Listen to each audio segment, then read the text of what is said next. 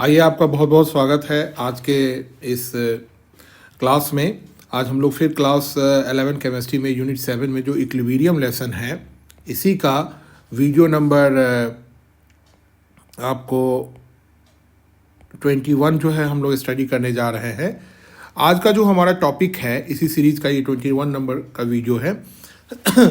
आज का जो हमारा टॉपिक है वो है hydrolysis of salts and their pH of their solutions. मतलब अगर सॉल्ट जो फॉर्मेशन होता है, आप जानते हैं एसिड और बेस रिएक्ट करके सॉल्ट का फॉर्मेशन होता है।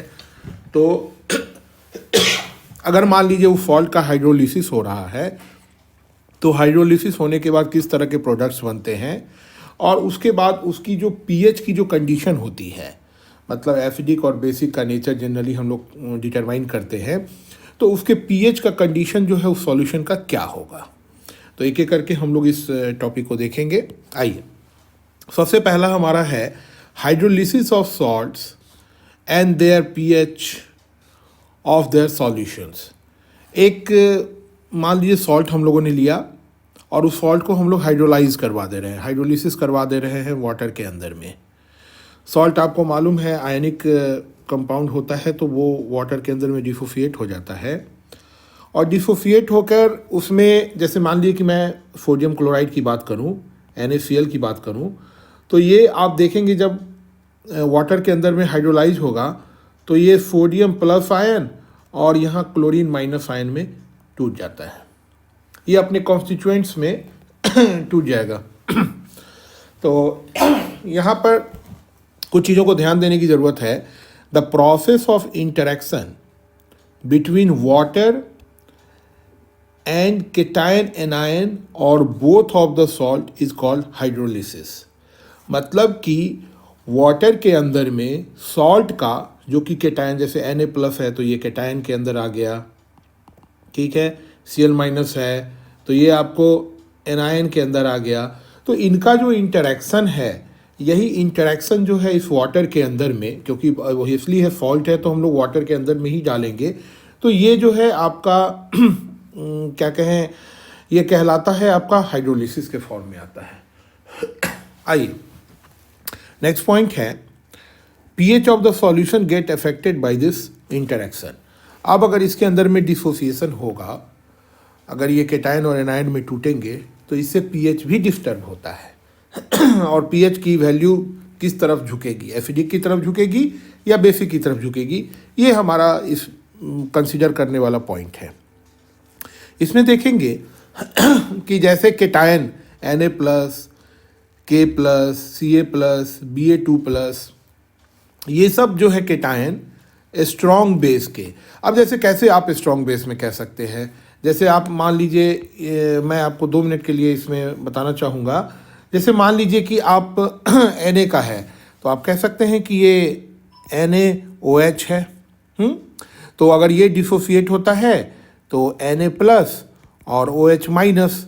तो अब यहाँ पर ये टॉप लॉजिक बहुत सही बैठता है। जैसे कि आप देख रहे हैं कि K, तो K का क्या हो जाएगा, KOH। तो यहाँ पे क्या आ जाएगा, ये देखिए K+ और ये OH- आ जाएगा। तो यहाँ पर टॉपिक बिल्कुल क्लियर है कि the cation of Na+, K+, Ca2+, ये कैल्शियम क्या है, कैल्शियम हाइड्रोक्साइड, बेरियम क्या है, बेरियम सल्फेट, ये सब सॉल्ट लिया जा सकता है, या बेरियम हाइड्रोक्साइड भी लिया जा सकता है एज ए बेस के रूप में। ये सभी स्ट्रॉन्ग बेसिस के केटायन हैं। और एनायन जैसे Cl-, Br-, NO3-, SO4 CiO4-, ये सब क्या है, एसिड के हैं। कैसे, जैसे देखिए अगर हम एसिड की बात कर रहे हैं यहाँ पर, तो मान लीजिए कि अब यहाँ पे देखिए HCl की बात कर रहे हैं हम लोग, HCl में क्या, किसी में डिसोसिएट होगा, देखिएगा H+ और Cl- में।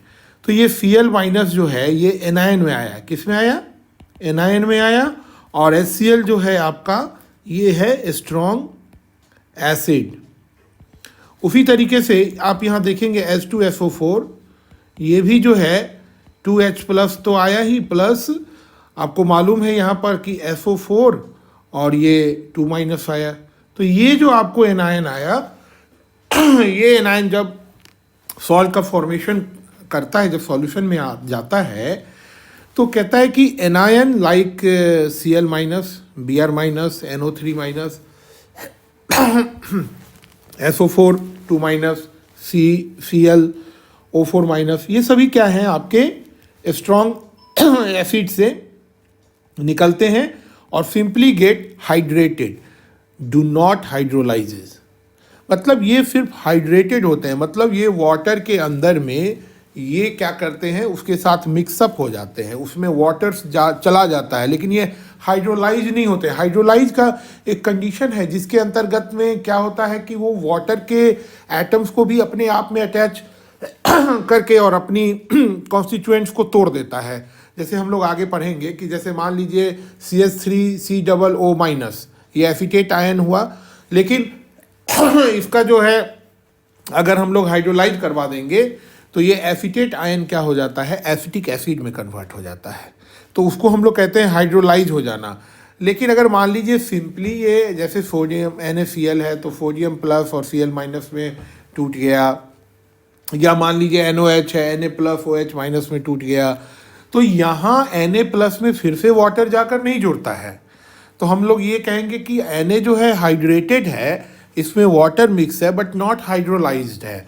तो इस टॉपिक पर थोड़ा सा आप ध्यान देंगे। Therefore solutions of salt form from strong acids and bases are neutral, that is their pH is 7।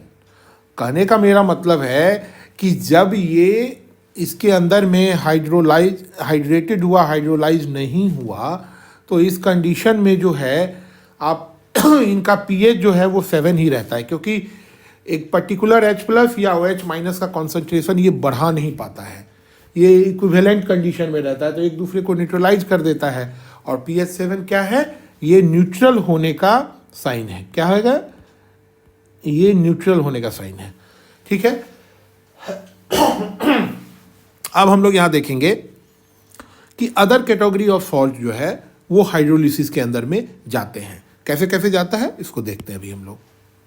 अब आइए हमारा इसका पहला topic, first topic what does it speaks. देखिए कि पहला टॉपिक जो है हमारा वो कह रहा है कि hydrolysis of salts and the pH of their solution.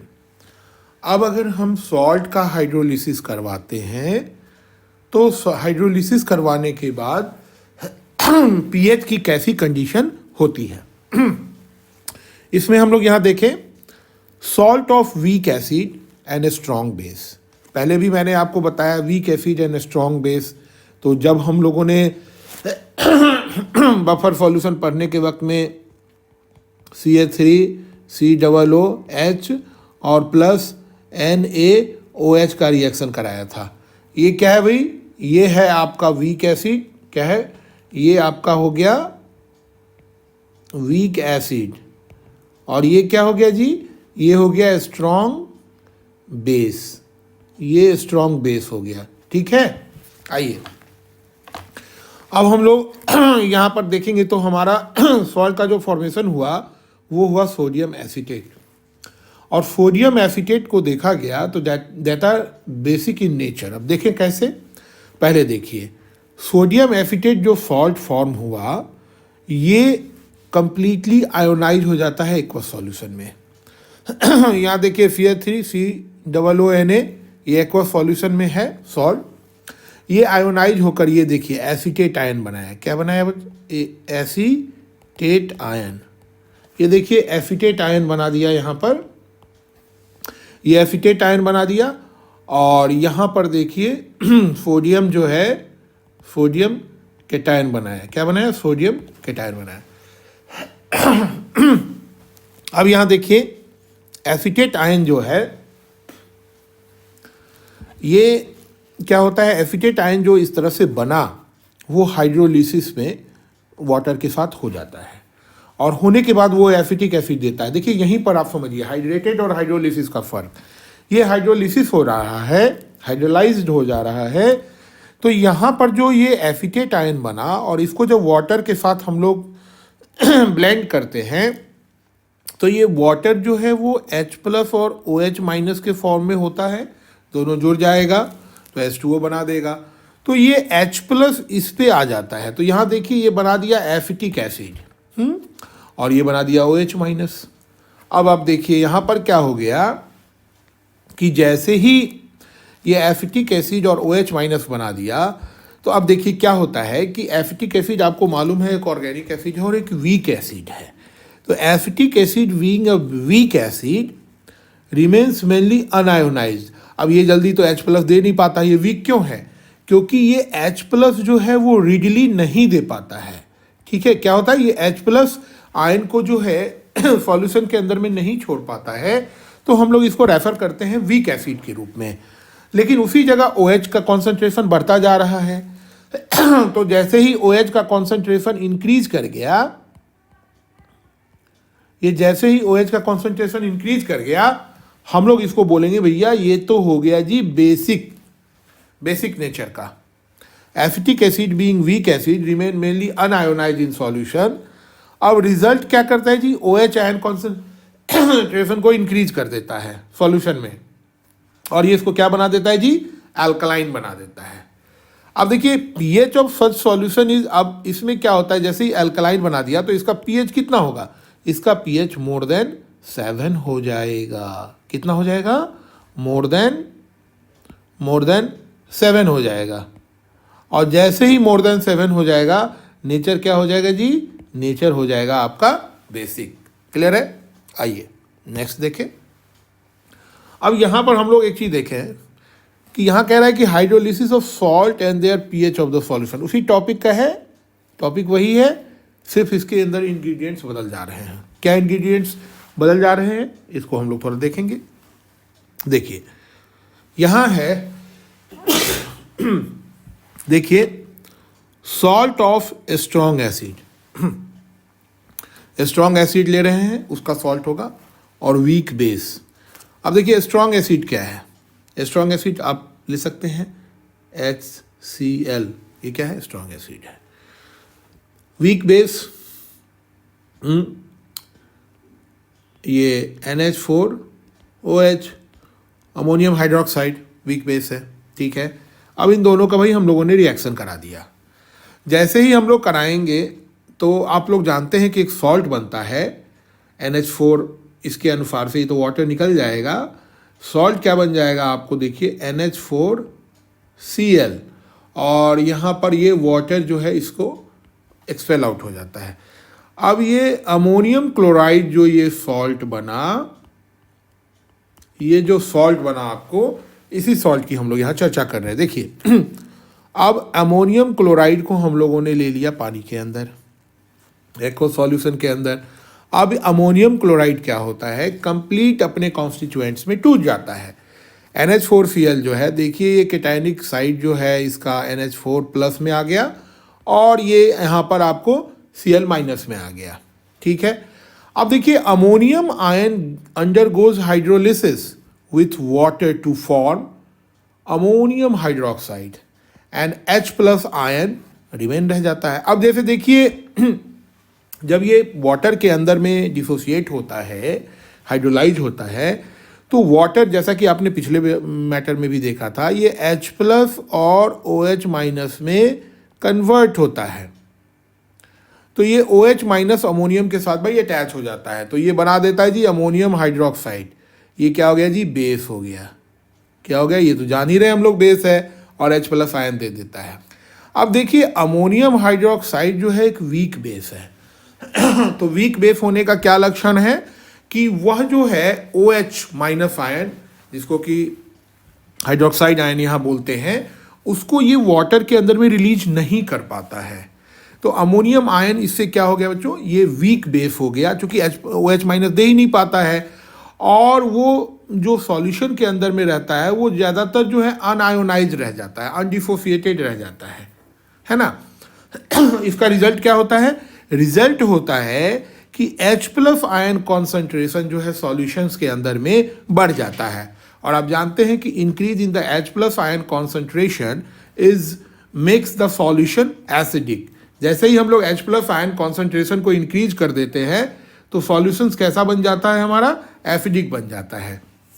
अब आप देखिए, अब क्या है कि देखिए दस द pH ऑफ NH अब एसिडिक बन गया तो इसका pH की वैल्यू कितनी होगी?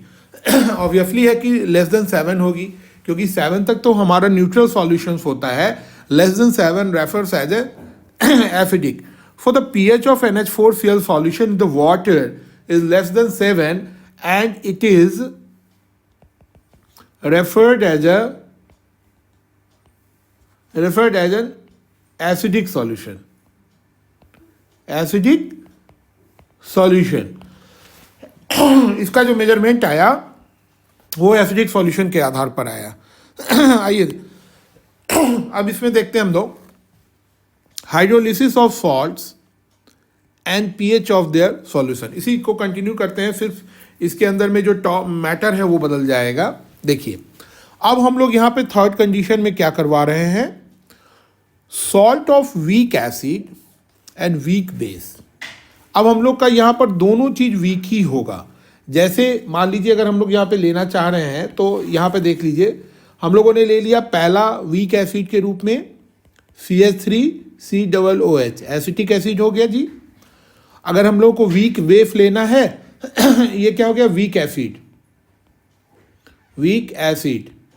अब अगर हम लोग को वीक बेस लेना है तो देखेंगे NH4OH हो गया, ये क्या हो गया जी, ये आपका वीक बेस हो गया। क्लियर है? तो वीक एसिड और वीक बेस दोनों जो है रिएक्ट कर गया। तो रिएक्ट कर जाने के बाद आपको मालूम ही है कि एसीटेट आयन में ऑलरेडी एनायन होता है, तो यहाँ पर ये क्या होगा, यहाँ से तो ये निकल जाएगा पूरा ये मैटर, ये महकमा, और हमारे पास जो रिजल्ट आएगा वो आएगा CH3COO और यहाँ NH4, ये जुड़कर हमारा आ जाएगा अमोनियम एसीटेट आयन।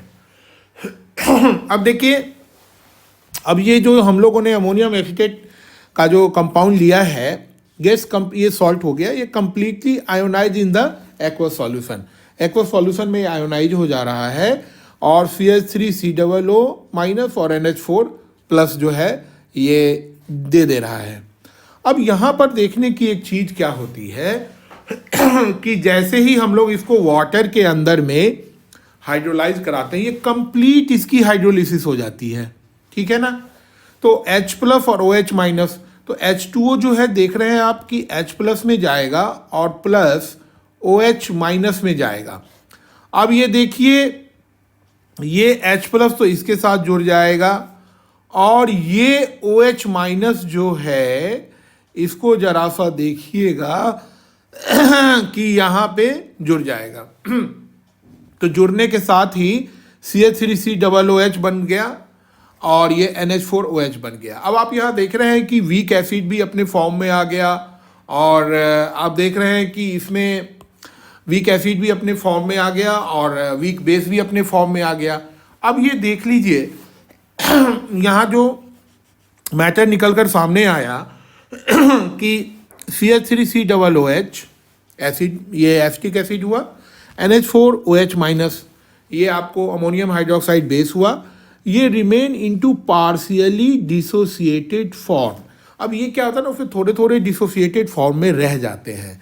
जैसे कि CH3COOH ने हल्का सा डिसोसिएट हुआ तो इधर एसीटेट आयन और इधर H प्लस आयन दे दिया। NH4OH जो है डिसोसिएट हुआ तो NH4 आयन दे दिया और OH माइनस आयन दे दिया एक्वस सॉल्यूशन में। तो थोड़ा थोड़ा इनकी वैल्यू जो है वो डिसोसिएटेड रहती है। अब जब ये डिसोसिएटेड रहेगी तो भैया पीएच कैसे निकालेंगे, ये भी तो एक समस्या है। तो हम लोग इसको एक एवरेज रेशियो करके निकालते हैं, देख लेते हैं कि कितना आ रहा है। तो उस कंडीशन में हम लोग जैसे ही डिसोसिएट हो रहा है तो हम लोग एक दूसरे कांस्टेंट का यूज करते हैं, पीके। पीके क्या हो गया कि equilibrium constant, dissociated equilibrium constant under acidic medium. PK का मतलब हो गया कि ये जो है ना डिसोसिएशन कांस्टेंट हो गया अंडर एसिडिक मीडियम, पीकेबी का क्या हो गया, equilibrium dissociated constant under basic medium. तो पहले हम लोग भाई इसकी वैल्यूज निकालेंगे। PH of the solution is determined by pKa and pKb value of weak acid and weak base, जिससे कि ये सॉल्ट बनता है। और फिर फाइनली हम लोग पीएच की वैल्यू निकालेंगे। तो देख लीजिए पीएच तो पीएच हो ही गया, पीएच लिख देते हैं पीएच, और इक्वल टू 7 न्यूट्रल वाली कंडीशन में है। अब आप देखते हैं कि भाई न्यूट्रल है, तो देख लेते हैं दोनों का जो इक्विलिब्रियम डिसोसिएटेड कांस्टेंट से, यानी पीकेए और पीकेबी दोनों का इन एवरेज वैल्यू क्या आ रहा है, निगेटिव आ रहा है या पॉजिटिव आ रहा है। तो हम लोग यहाँ 1/2 पीके माइनस पीकेबी कर दे रहे हैं, ठीक है, और इन दोनों को कर दे रहे हैं, और इन दोनों को फिर कर देने के बाद जो हमारा फाइनल पीएच आएगा, अगर वो लेस देन 7 होगा तो एसिडिक और मोर देन 7 होगा तो बेसिक हो जाएगा। तो इस फॉर्मूले को थोड़ा ध्यान में रखिएगा, कभी कभार इस पर जो है बेसिक न्यूमेरिकल्स पूछ दिए जाते हैं। आइए एक न्यूमेरिकल्स भी है, इसको थोड़ा हम लोग प्रैक्टिस कर लें। देखिए प्रॉब्लम ये देखिए, pKa of acetic acid and pKb of ammonium hydroxide are 4.76 and 4.75 respectively. Calculate the pH of ammonium acetate solution. अब कह रहा भाई अमोनियम एसिटेट सॉल्यूशन का pH जो है वो निकालिए। ये जो अमोनियम एसिटेट जो सॉल्ट बना उसका, और जो पानी में वो घुला, तो उस घुलने के बाद उसका कितना पीएच सॉल्यूशन का वो निकालिए। देखिए वेरी सिंपल, उसी फॉर्मूले का इस्तेमाल करते हुए हम लोगों ने यहाँ वर्क किया है। PH equal to 7 + 1/2 PK minus PKV, और 7 + 1/2 4.76 और 4.75, ठीक है। ये दोनों की रिस्पेक्टिवली वैल्यूज़ हैं यहाँ पर लिख के, और फाइनली हम लोगों ने निकाला 7.05। अब देखिए 7.05 यानी कि ये 7 से तो कुछ ज़्यादा है, दैट इज़ मतलब क्या होगा, ये बेसिक बाय द नेचर होगा।